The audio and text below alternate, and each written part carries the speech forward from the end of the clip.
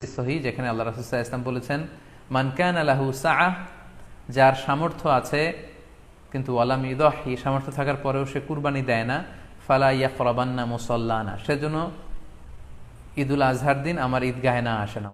مولاي صل وسلم دائما ابدا على حبيبك। এই প্রশ্নটি করেছেন যে পুরো পরিবার থেকে একজন দিলে হয়ে যায় নাকি সামর্থ্যবান প্রত্যেকের দিতে হয়। সম্মানিত দিনী ভাই এবং বোনেরা, এটি একটি মতবিরোধপূর্ণ মাসআলা, অর্থাৎ এই মাসআলার ক্ষেত্রে স্কলারদের মধ্যে মতভেদ পাওয়া যায়। এক্ষেত্রে দুইটি মতামত। একদল স্কলার বলেছেন যে এটা পরিবারের পক্ষ থেকে একজন দিলে আদায় হয়ে যাবে। অপর মতামত হচ্ছে যে না, সামর্থ্যবান প্রত্যেকেরই দিতে হবে। আমরা দুইটি মতামত নিয়ে আলোচনা করি। প্রথম মত হচ্ছে যে এক পরিবারের পক্ষ থেকে একজনই যথেষ্ট। এই মতামতটিও দলিলের দিক থেকে বেশ শক্তিশালী। সেক্ষেত্রে আমরা মেহনাফ ইবনে সুলাইম রাদিয়াল্লাহু তাআলা আনহুর বর্ণিত একটি হাদিস সুনানে আবু দাউদে এসেছে। হাদিসটি হাসান পর্যায়ের হাদিস। তিনি বলছেন, ও নাহনু উকুফুন মা রাসূলিল্লাহ বিআরাফাতিন, আমরা রাসূল সাল্লাল্লাহু আলাইহি ওয়াসাল্লামের সাথে 9 জিলহজ আরাফার ময়দানে ছিলাম। কলা, তখন আল্লাহ রাসূল সাল্লাল্লাহু আলাইহি ওয়াসাল্লাম আমাদেরকে বলেছেন, ইয়া আইয়ুহান নাস, হে মানব সকল, ইন্না আলা কুল্লি আহলি বাইতিন ফি কুল্লি আমিন উদহিয়া, অর্থাৎ প্রত্যেকটি, আল্লাহ রাসূল সাল্লাল্লাহু আলাইহি ওয়াসাল্লাম বলেছেন, প্রত্যেকটি ফ্যামিলির জন্য প্রতি বছর একটি কুরবানি ওয়াজিব হয়। আমি আবার বলছি, প্রত্যেক ফ্যামিলির জন্য প্রতি বছর কুরবানি দিতে হয় কয়টি? একটি। তাহলে কুরবানি পরিবারের পক্ষ থেকে একটি দিলেই আদায় হয়ে যাবে। সুনানি তিরমিজির আরো একটি হাদিস আমরা এখানে উল্লেখ করতে পারি। এই হাদিসটিও সহিহ। সাইয়েদনা আতা ইবনে ইয়াসার রাদিয়াল্লাহু তাআলা আনহু, উনি আবু আইয়ুব আল আনসারী রাদিয়াল্লাহু তাআলা আনহুকে জিজ্ঞেস করেছিলেন যে কাইফা কানাতিল উদহিয়া ফি আহদি রাসূলিল্লাহ, হে আল্লাহর নবীর সাহাবী, আল্লাহ রাসূল সাল্লাল্লাহু আলাইহি ওয়াসাল্লামের জামানাতে কুরবানি কেমন হতো, কিভাবে তারা কুরবানি দিতেন? তো আবু আইয়ুব আল আনসারী রাদিয়াল্লাহু তাআলা আনহু বলেছেন, কানা রাজুলু ইউদাহি বিশাতি আনহু ওয়া আন আহলিহি, আল্লাহ রাসূল সাল্লাল্লাহু আলাইহি ওয়াসাল্লামের সময়কালে লোকজন একটি ছাগল কুরবানি দিত তার পক্ষ থেকে এবং তার ফ্যামিলির পক্ষ থেকে। আনহু ওয়া আন আহলিহি, তার নিজের পক্ষ থেকে এবং ফ্যামিলির পক্ষ থেকে। অর্থাৎ এই হাদিসগুলোর আলোকে বোঝা যায় যে পুরো পরিবারের পক্ষ থেকে একজন কুরবানি দিয়ে দিলেই আদায় হয়ে যাবে। স্বামীও চাকরি করেন, স্ত্রীও চাকরি করেন, স্বামীরও টাকা আছে, স্ত্রীর টাকা আছে, দুইজনের আলাদা করে দিতে হবে না। স্বামী যদি একটা ছাগল কুরবানি দিয়ে দেয় তাহলে স্ত্রীর পক্ষ থেকে, পুরো ফ্যামিলির পক্ষ থেকে কুরবানি আদায় হয়ে যাবে। এই হাদিসগুলোর আলোকে বোঝা গেল। দ্বিতীয় আরেকটি মত আছে, সেই মতটি হচ্ছে প্রত্যেক সামর্থ্যবানের উপর ওয়াজিব। এটি ইমাম আবু হানিফার মত এবং আমাদের বাংলাদেশে এটিরই প্রচলন হয়ে এসেছে। আমরা এই মতামতটিকেই বেশি আমরা শুনে থাকি সব জায়গায়, যে যারাই সামর্থ্যবান প্রত্যেকের আলাদাভাবে দিতে হয়।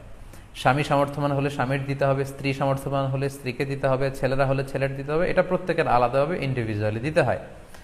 এবং সেক্ষেত্রে ওনারা দলিল দিচ্ছেন সুনান ইবনু মাজার একটি হাদিস, হাদিসটি সহিহ, যেখানে আল্লাহ রাসূল সাল্লাল্লাহু আলাইহি ওয়াসাল্লাম বলেছেন, মান কানা লাহু সাআহ, যার সামর্থ্য আছে কিন্তু ওয়ালাম ইউদাহি, সামর্থ্য থাকার পরেও সে কুরবানি দেয় না, ফালা ইয়াকরাবান্না মুসাল্লানা, সেজন্য ঈদুল আজহার দিন আমার ঈদগাহে না আসে নামাজ পড়তে। আল্লাহ রাসূল সাল্লাল্লাহু আলাইহি ওয়াসাল্লাম হুঁশিয়ারি বাণী ঘোষণা করেছেন, ধমক দিয়েছেন যে সামর্থ্য থাকার পরেও যে কুরবানি দেয় না সেজন্য আমার ঈদগাহে না আসে। এই হাদিসের আলোকে ওনারা বলেছেন মান কানা লাহু সাআহ, যার সামর্থ্য আছে। ওনারা বলছেন যে এটা ইন জেনারেল, ব্যাপক, যারই সামর্থ্য আছে তাকেই দিতে হবে। সো এখানে বাস্তবতা হচ্ছে দুই পক্ষেরই খুব ভ্যালিড দলিল আছে। আর কোনো মাসআলার ক্ষেত্রে যখন মতবিরোধ থাকে, দুই পক্ষেরই দলিল থাকে, সেক্ষেত্রে বাড়াবাড়ি করাটা অনুচিত। বরং এটা হচ্ছে ইসলামের সৌন্দর্য, এখানে প্রশস্ততা রয়েছে। সো যারা মনে করে যে ফ্যামিলির পক্ষ থেকে একজন কুরবানি দিলেই আদায় হয়ে যাবে, তাদেরও দলিল আছে, তাদেরকে সেটা করতে দেওয়া উচিত। তবে আমরা এটাকেই সাজেস্ট করি যে প্রত্যেক সামর্থ্যবানের উপর কুরবানি দেওয়া উচিত। এতে করে যিনি কুরবানি দিবেন উনি সওয়াব পেয়ে উপকৃত হলেন, আবার উনি কুরবানি দেওয়ার কারণে গোশত বিতরণ করলেন, ফলে গরিবরা উপকৃত হলো। সো সামর্থ্যবান প্রত্যেকেরই উচিত বেশি বেশি কুরবানি দেয়া। আশা করি এই মাসালাটাও আপনারা বুঝতে পারবেন। 7 ভাগে কুরবানি করা যাবে কিনা, এই ধরনের প্রশ্ন কিন্তু আমরা আগে শুনতাম না। রিসেন্টলি কিছু কিছু স্কলারদের আলোচনা বা এতে করে লোকজন হয়তো বিভ্রান্তিতে ভোগেন কিংবা একটা ধোঁয়াশা তৈরি হয়, ফলে এই প্রশ্নটি করা হচ্ছে। আমরা আবহমান কাল থেকে আমাদের প্রিয় মাতৃভূমি বাংলাদেশে হয়তো ছাগল কুরবানি দিয়েছি অথবা গরু কুরবানি দিয়েছি সর্বোচ্চ 7 ভাগে। সো এটা আমাদের সবার কাছে জানা ছিল। এ নিয়ে আগে সংশয় ছিল না, ইদানিংকালে অনেকের মধ্যে এই বিষয়ে সংশয় জেগেছে। কেউ কেউ বলে থাকেন যে ভাগে যদি কুরবানি দেওয়া হয় 7 জনে মিলে, গরুতে বা মহিষে বা উটে, এই ভাগে কুরবানি হবে না, এটা অনেকে বলে থাকেন। এই কথাটি আসলে ঠিক নয়। আপনি যদি ভাগে কুরবানি দিতে চান এটি জায়েজ আছে, এবং একটি উটে বা মহিষে বা গরুতে আপনি সর্বোচ্চ 7টি ভাগে কুরবানি দিতে পারবেন ইনশাআল্লাহ। এ ব্যাপারে সহিহ মুসলিমের একটি হাদিসকে আমরা এখানে উল্লেখ করতে চাই। সাইয়েদনা জাবের রাদিয়াল্লাহু তাআলা আনহু থেকে বর্ণিত, তিনি বলেন, ক্বালা হাজাজনা মা রাসূলিল্লাহি সাল্লাল্লাহু আলাইহি ওয়াসাল্লাম, আমরা আল্লাহ রাসূল সাল্লাল্লাহু আলাইহি ওয়াসাল্লামের সাথে হজ করেছি। ফানাহারনাল বাঈরা আন সাবআ, সেখানে আমরা উট কুরবানি দিয়েছি 7 জনের পক্ষ থেকে। ওয়াল বাকারাতা আন সাবআ, আর আমরা সেখানে গরু কুরবানি দিয়েছি 7 জনের পক্ষ থেকে। খুব সুস্পষ্ট, একটি উটে ওনারা 7 জন অংশগ্রহণ করতেন, একটি গরুতে 7 জন অংশগ্রহণ করতেন। তো এই হাদিসের আলোকে অনেকে বলে থাকেন যে এটি হজের সময়, সফরের সময়, কিন্তু মুকিম অবস্থায় 7 ভাগে দেয়া যায় না। আসলে এই কথাটিও ঠিক নয়, কারণ সুনানে আবু দাউদের আরেকটি হাদিসে এসেছে যেখানে আল্লাহ রাসূল সাল্লাল্লাহু আলাইহি ওয়াসাল্লাম সুস্পষ্ট বলেছেন, সেখানে হজ বা কোনো সফরের উল্লেখ নেই। সেটা হচ্ছে জেনারেল স্টেটমেন্ট, অর্থাৎ আল বাকারাতু আন সাবআ, গরুতে সর্বোচ্চ 7 অংশ দিয়ে কুরবানি দেয়া যায়। ওয়াল জাযুরু আন সাবআ, আর উটের ক্ষেত্রেও সর্বোচ্চ 7 অংশ দিয়ে কুরবানি দেয়া যায়। তো এই হাদিস, দ্বিতীয় যে হাদিসটি উল্লেখ করলাম, এটা হচ্ছে জেনারেল স্টেটমেন্ট। সেখানে সফর মুকিম কোনো কথা বলা হয়নি। ইন জেনারেলি বলা হয়েছে যে উটে 7 ভাগ দেয়া যায়, গরুতে 7 ভাগ দেয়া যায়। সো আমরা যারা ভাগে কুরবানি দিচ্ছি, 7 জন মিলে একটি গরু, আপনারা নিঃসন্দেহে সানন্দ চিত্তে নিশ্চিন্তে কুরবানি দিতে পারেন। সহিহ হাদিসের আলোকে এটি সাব্যস্ত, এতে কোনো সমস্যা নেই ইনশাল্লাহ। তবে ভাগে কুরবানিতে কিংবা যৌথ কুরবানিতে কয়েকটি বিষয় আমাদেরকে খেয়াল রাখতে হবে। নাম্বার 1 হচ্ছে নিয়ত। আপনাদের ইন্টেনশনটা ক্লিয়ার হতে হবে। প্রত্যেকেরই যাতে একই ইন্টেনশন থাকে, সবারই যাতে ইন্টেনশন থাকে যে শুধুমাত্র আল্লাহ তাআলার সন্তুষ্টির জন্য আমরা এই কুরবানি দিচ্ছি। এখানে কয়েকজনের যদি ইন্টেনশন থাকে যে আল্লাহর সন্তুষ্টি, অন্যজনের যদি নিয়তে ঝামেলা থাকে, তাহলে কিন্তু কুরবানিটা প্রশ্নবিদ্ধ হয়ে যাচ্ছে। কারণ ইন্নামাল আমালু বিন্নিয়াত, ইয়ানি ইন্নামা সাওয়াবুল আমালি বিন্নিয়াত, সমস্ত কাজের প্রতিদান দেয়া হবে আপনার ইন্টেনশন বা নিয়তের উপর ভিত্তি করে। সো এজন্য যারা খুব বেশি মুখলেস, খুব বেশি মুত্তাকি, তারা অনেক সময় যৌথ কুরবানি দিতে চান না। তাদের সামর্থ্য না থাকলে ছোট একটা ছাগল দিয়ে তারা একাকী কুরবানি দিতে চান। এটা safe, he want to be in the safer side. কারণ যৌথ কুরবানি দিতে দিতে যে কার মনে কি চিন্তা, কার মনে কি নিয়ত, আমরা কিন্তু কিছু জানি না। সো যদি যৌথ কুরবানি দেন, কুরবানির আগে সবাইকে এটা কনসার্ন করে দেওয়া, রিমাইন্ডার দেওয়া যে ভাই আমাদের কুরবানিটা হবে শুধুমাত্র কেবলমাত্র আল্লাহ তাআলা সন্তুষ্টির জন্য, অন্য কোনো নিয়ত যেন না থাকে, তাহলে কিন্তু আমাদের কুরবানি বরবাদ হয়ে যাবে। এটা হচ্ছে প্রথম কনসার্ন। 2 নম্বর কনসার্ন হচ্ছে হালাল উপার্জন দিয়ে কুরবানি হতে হবে। যৌথ কুরবানিতে কেউ কেউ যদি এমন থাকে যাদের উপার্জন হালাল না, সেই কুরবানি কিন্তু আল্লাহ তাআলার দরবারে কবুল হবে না। সো এটা খুব গুরুত্বপূর্ণ একটা বিষয়। আরেকটা হচ্ছে লৌকিকতা। লৌকিকতা যদি থাকে তাহলেও কুরবানি কবুল হবে না। যৌথ কুরবানিতে কারো যদি এটা থাকে যে আমার গরুটা সবচেয়ে বড়, আমাদের গরুটা এলাকার সবচেয়ে বড় গরু, এবং সবাইকে বলে বেড়াচ্ছে যে এইবারের গরুটা সবচেয়ে বড় হয়েছে, আমার চেয়ে বড় গরু কেউ দিতে পারে না এই এলাকায়, তো এই জাতীয় যদি লৌকিকতা প্রবণতা কারোর মধ্যে থাকে, তাহলেও কিন্তু তার কুরবানি কবুল হবে না। তাহলে যে হাদিসটা বলেছি, এই হাদিসের ভয়াবহতা কি বুঝতে পেরেছেন আপনারা? বাংলায় কি বললাম, আপনারা তো আরবিতে মুখস্থ রাখতে পারবেন না। আজকের এই চায়ের স্টলে বাজারে কিন্তু এই হাদিসটা পৌঁছে দিতে হবে, অন্য মানুষের কাছে, অন্য ভাইদের কাছে পৌঁছাবেন তো ইনশাআল্লাহ।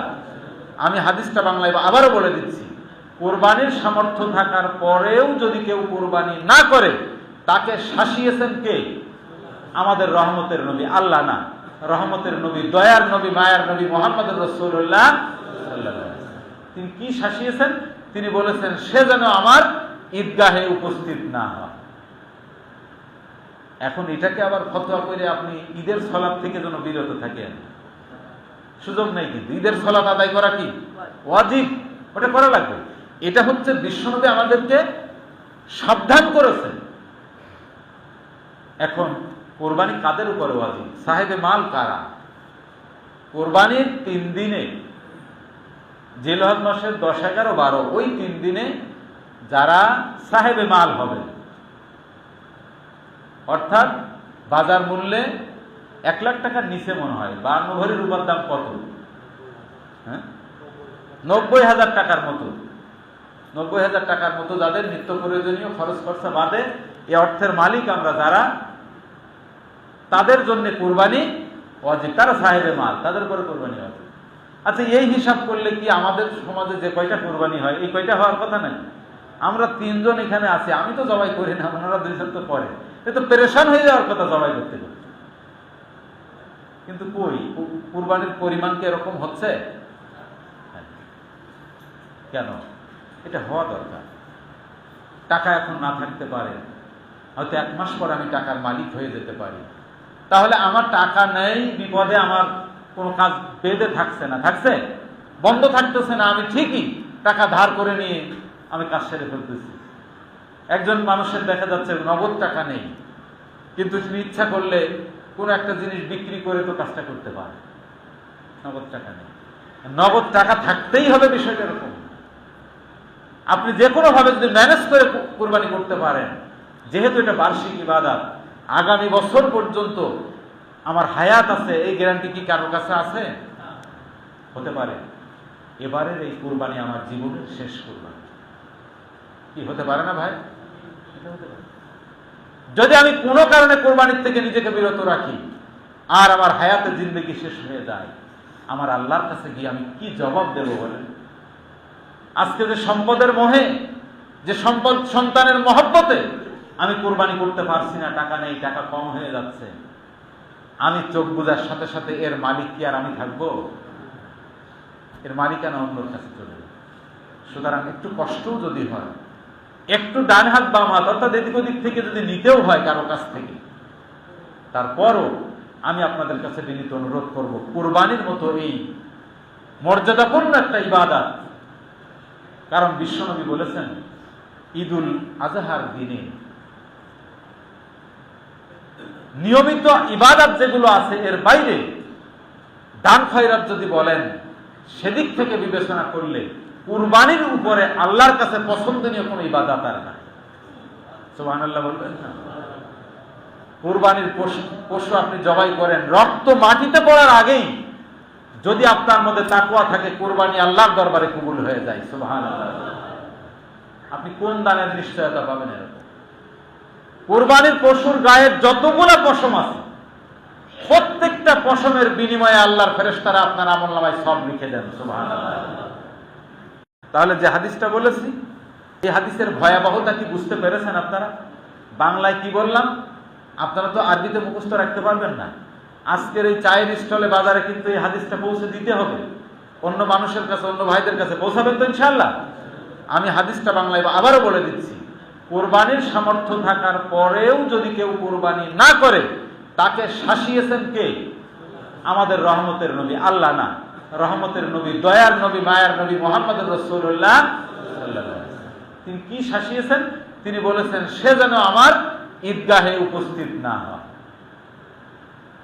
এখন এটাকে আবার ফতোয়া করে আপনি ঈদের সালাত থেকে যেন বিরত থাকেন, সুযোগ নেই। কিন্তু ঈদের সালাত আদায় করা কি ওয়াজিব, ওটা করা লাগবে। এটা হচ্ছে বিশ্বনবী আমাদেরকে সাবধান করেছেন